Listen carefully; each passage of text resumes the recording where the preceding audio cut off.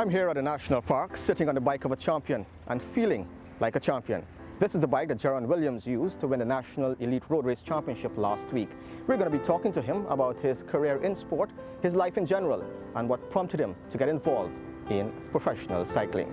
There's a lot more to come. Stay tuned.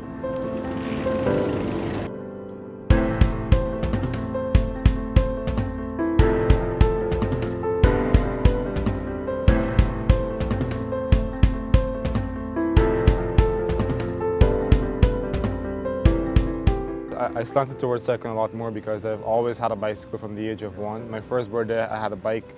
I got a bike, so I've always been riding, and it's always been a part of me, to be honest. So I mean, it was only natural for me to slant towards cycling. I played cricket very well and everything, but I always enjoyed doing cycling a lot more. A former student of Kingston Nursery, Sacred Heart Primary and St. Rose's High School, Geron started his career in competitive cycling at the tender age of 6. He won that first race by default after being the only rider in the BMX 6-9 category, but still had to complete the mandatory 1 lap around the inner circuit of the national park. When I first started to race competitively, my dad, he tried a lot.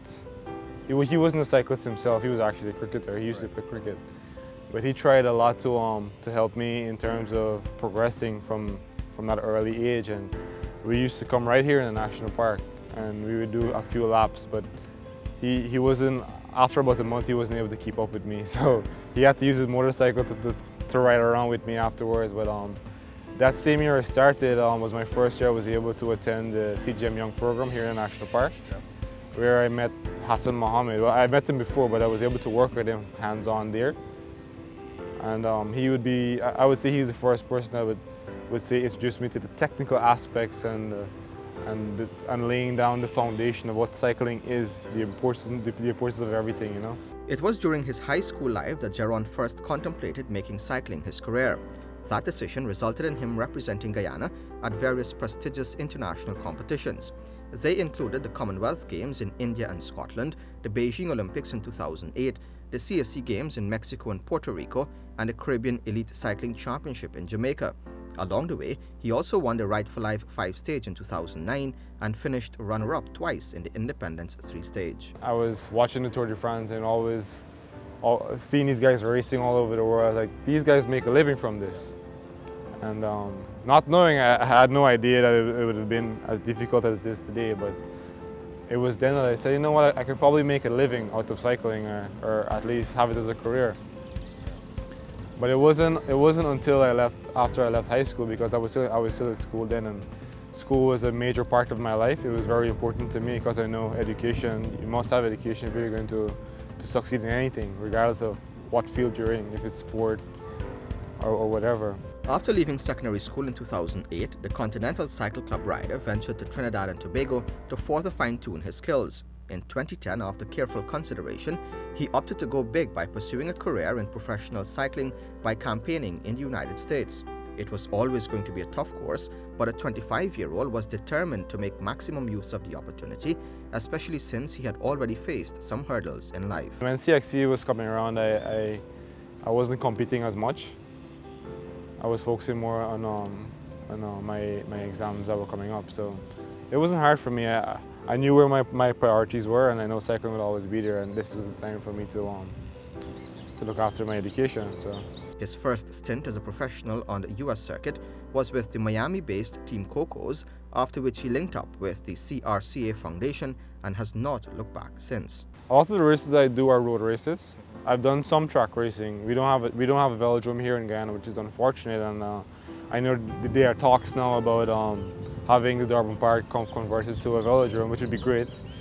But in terms of my progress, I'm happy with how I've been working. I've had help from a lot of old cyclists, and I've worked with Aubrey Bryce for a long time, as well as Hector Edwards here in Guyana before I left. He worked with me a long time, and I mean, it was all it's kind of like a pyramid. I started from the bottom, and I came up from the bottom. So it was all a progression for me, and I think all of that helped to shape me into the rider that I am today. Using an Argon 18 bike, Geron won the Elite Road Race to become the new national champion in June.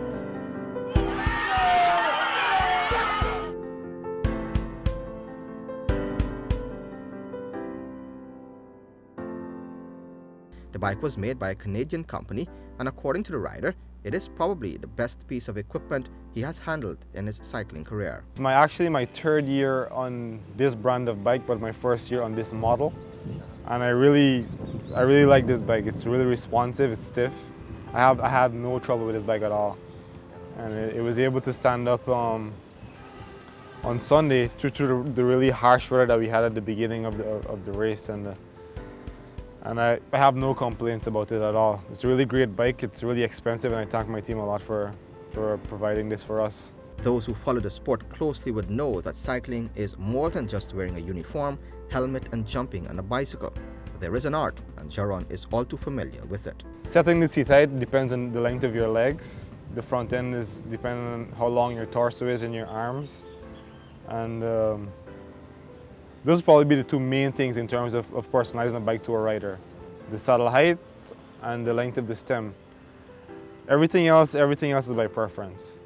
The type of pedals you use, the length of crank as well, the handlebar shape, everything else is by preference.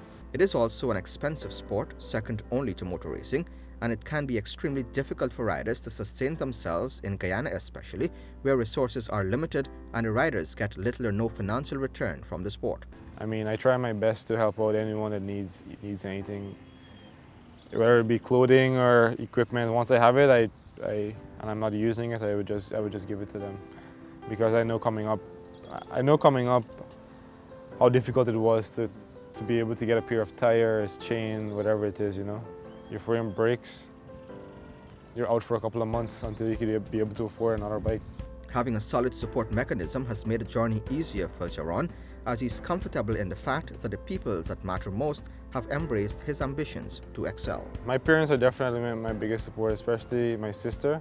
She's always there, Vanessa Williams. She's always there when I have stage races. She's always there to drive me to the races, and also follow and help with feeding. My dad is also there all the time. I don't think he's ever missed a race while I'm here in Guyana.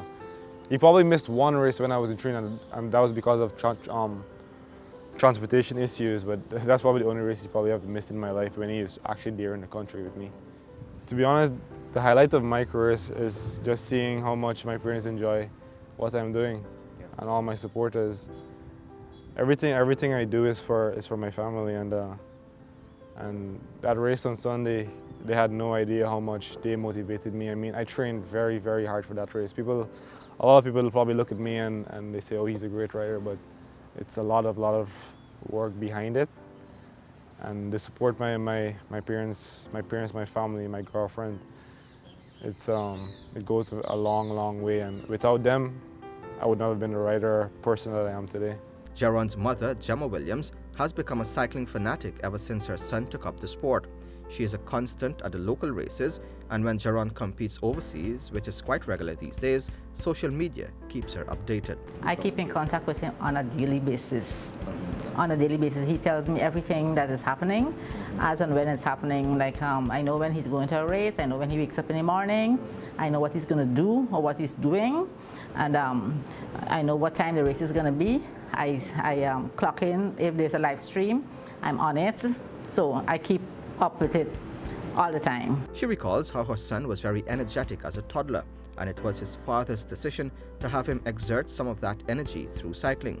Over the years, Geron developed a high level of discipline, not only in the cycling circuit, but life in general. It really helped him to groove into the person he is now, right? Because as a parent, it was easy for us. In that Friday nights, Saturday nights, when you're thinking your teenagers are going out in the night and so on.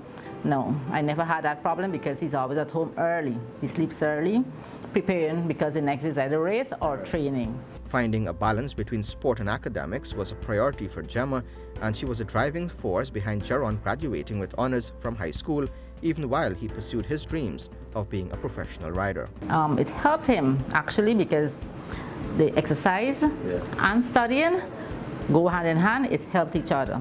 The oxygen to your brain and everything, it really helped him. He wrote 11 subjects and he came out with 9.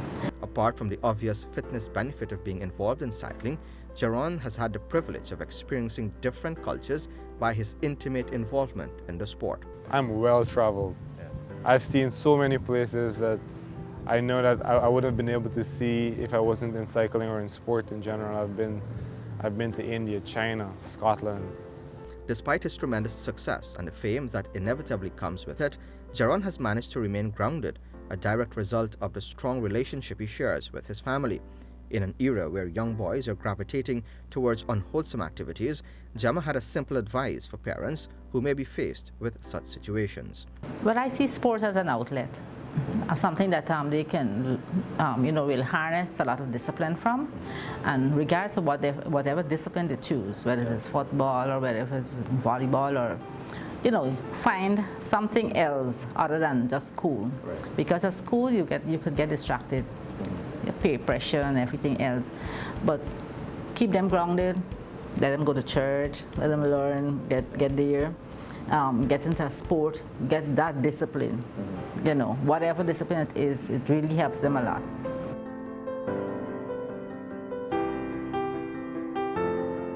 I do hope that the story of Geron Williams will serve as an inspiration for every young boy and girl out there. In a nutshell, pursue your dreams. Give sport a chance. Reporting for Newsroom from the cycling track here at the National Park, I'm Avinash Ramzan.